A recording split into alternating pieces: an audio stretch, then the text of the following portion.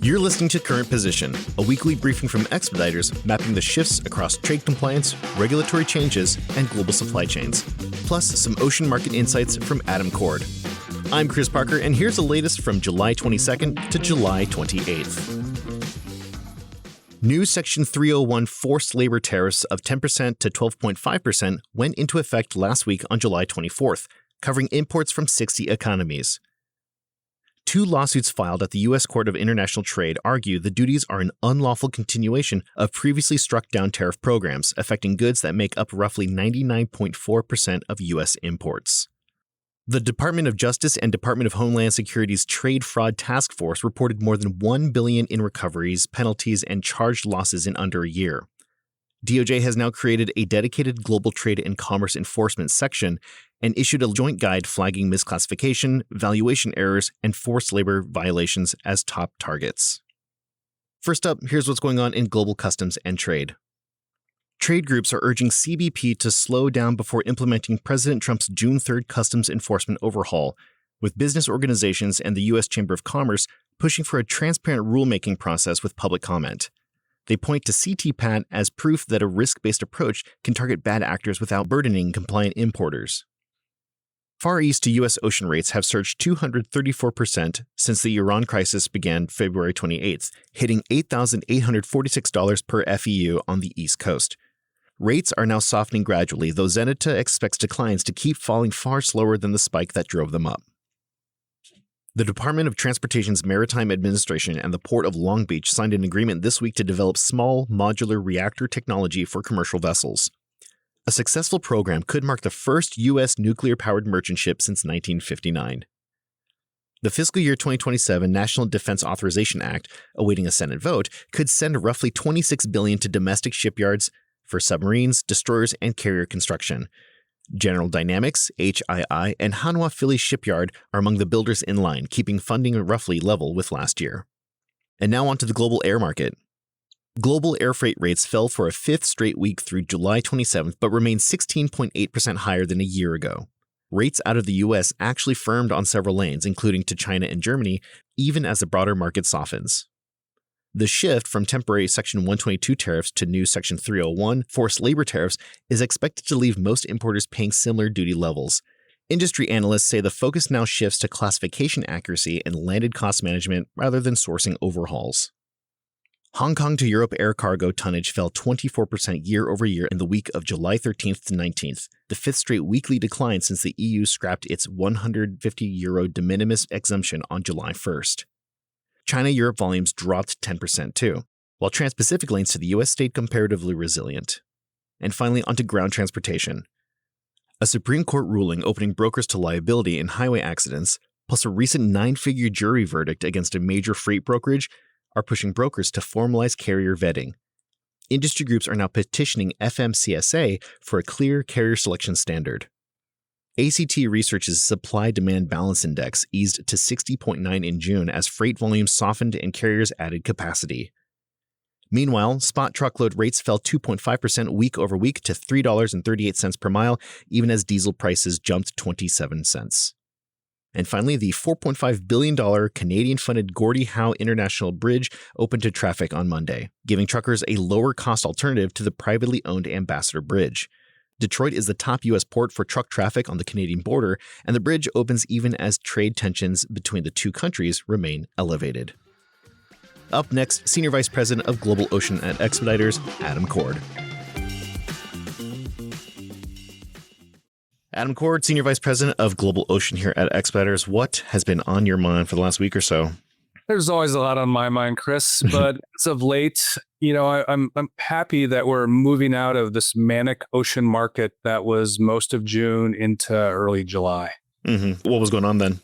Yeah, looking at pretty much all exports coming out of Asia, the markets were extremely turbulent. There was a lot of congestion. Schedules were off course, which caused rates to go way up. To put it very, very simply, demand was exceeding the available capacity that was available in Asia, pretty much to all areas of the world, which really drove up rates. Yeah. Can you talk a little bit more into the reasons, the factors that were contributing to this capacity? Yeah, sure. When the conflict in the Strait of Hormuz started off, many people were worried that this was really going to throw off the balance of supply and demand. Hmm. But really only about 2% of global capacity goes through the Strait. And it really didn't alter those movements, just not enough activity to really move that pendulum of supply and demand. However, the global supply chain is pretty fragile. And when you look at how vessels move in loops. And those ships that are departing from Asia are going to the US, they're going to Europe, they're going to Latin America, and they move in full loops and then they ultimately come back. Hmm. One of the reasons that the market was altered is fuel got extremely, extremely expensive. It's very transparent across all industries. Right. Cargo going back to Asia, or typically there's a lot of empty boxes, there's a lot of cheap commodities.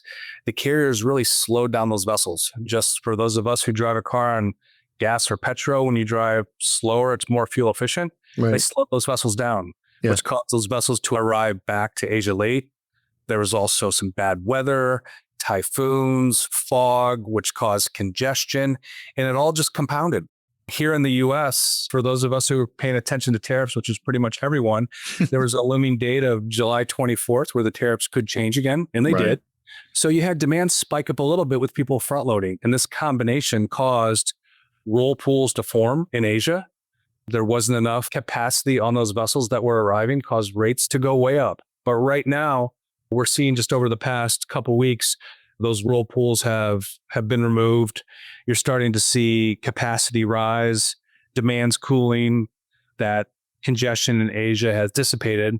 Hmm. And the markets are somewhat, knock on wood, coming out of Asia have starting to return to normal. We're starting to see rates drop, schedule integrity return a little bit, and some of those headaches are going away. Now, historically speaking, you saying that global market can be fragile. I imagine like whiplash effects have happened before historically, right? Yeah. Have we not seen that this time around, or should we be expecting something like that? Or does it make sense to think about that right now? I think that's a great point. One thing we're seeing is capacity moves faster than at any period of my 28-year career at Expeditors. Hmm. One example that I'll bring up is right now from large trade, you look at India into the US. Hmm. It's a market that was really soft the first part of the year. Right now, that market has become red hot with demand far exceeding available capacity. Hmm. And you might ask me or ask anyone, well, why? Well, O&E, great partner of ours, they have a service in that market called the Wind Service. That services between India and US East Coast. Hmm. They were blank sailing, and I'll come back to blank sailings in a minute, but they've Yeah. suspended that service. And when you remove all that service from a market, it leaves a void. And the rest of the competition in the market between MSC, Hapag, CMA, there's just not enough there. Right. It's caused those rates to go way up. And that's something that can move in a hurry. Now, going back to blank sailing, what is that exactly? I always talk about, because the typical customer or even Expeditors employee that I engage with, they always want to know where rates are going. Right. And when I talk about rates, it really comes back to a rate's predictable based on where supply and demand is at. Carriers can't control, one, they can't control demand. Carrier can't control whether or not you or I decide to buy more widgets from Asia or more widgets from Latin America Sure. or widgets from the US. But one thing the carriers can control is their capacity. Hmm. Something else the carriers really can't control is they can't control rates. They set the rates, but there's antitrust agreements throughout the world by the Chinese Minister of Transportation, in my own backyard here with the Federal Maritime Commission, that say that the carriers can't collude in terms of pricing. But the carriers control their capacity. Right. And if they move their capacity, that can throw off that pendulum. It's Mhm. really expensive for them to remove capacity. If I'm a carrier, just like O&E did with the Wind, if they take and they pull all those vessels, they're removing 5, 10, 15, 20 vessels from a market. Wow. That's very expensive. They have to find a place to put them. Whereas in blank sailing is something that the carriers can quickly do relatively cheap because they don't have to displace assets. Mhm. So vessels move in loops. So just as an example, if I'm a carrier and I'm servicing Asia to the US East Coast, and I decide that in order to serve vessels going back and forth between Shanghai to Newark and Norfolk, I'm going to use 5 vessels and they're going to operate in a loop. What a blank sailing is, of those 5 vessels in one loop, I'll have one of those vessels not pick up any cargo. So it remains active, But what it's going to do is going to do that loop and not pick up any cargo. By doing that, I've removed 20% of capacity from that loop. Without wrecking your schedule or anything like that. Without wrecking my schedule or whatever. It just keeps going. So that's a way that the carriers can quickly add and remove capacity. And just to put it into perspective, this is something the carriers didn't do a lot in the past. If I think all the way back to 2015 when there were 20 global carriers didn't blank sail because they were worried, hey, if I blank, the next carrier is just going to swoop in and take all my bookings. Yeah, for sure. However, right now, we've seen so much consolidation in the industry that now there's fewer carriers. There's really 8 global carriers. Wow. So they can blank and there's no one there to swoop in and take up. And just using that one example, if I reflect back to 2019 and I just looked at a trade in the first half of the year from Asia to the US East Coast, there was just under 300,000 TEUs of capacity that were removed via blank sailings in 2019.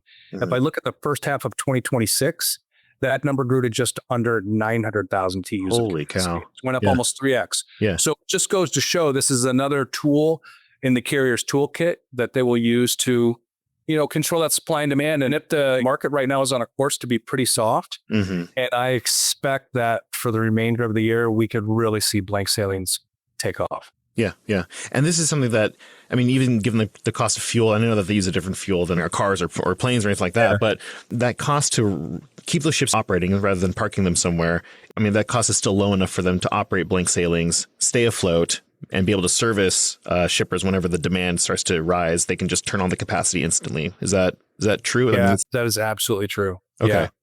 Because it can show that those rates, especially in the market levels, can move pretty violently when you have not enough capacity to move that demand in that individual market. One could call this out as like a predatory thing. They're artificially squeezing capacity here and there, but no, this is so that they can be available when they need to. It's expensive because you still have to operate the vessels, but not nearly as expensive as parking them.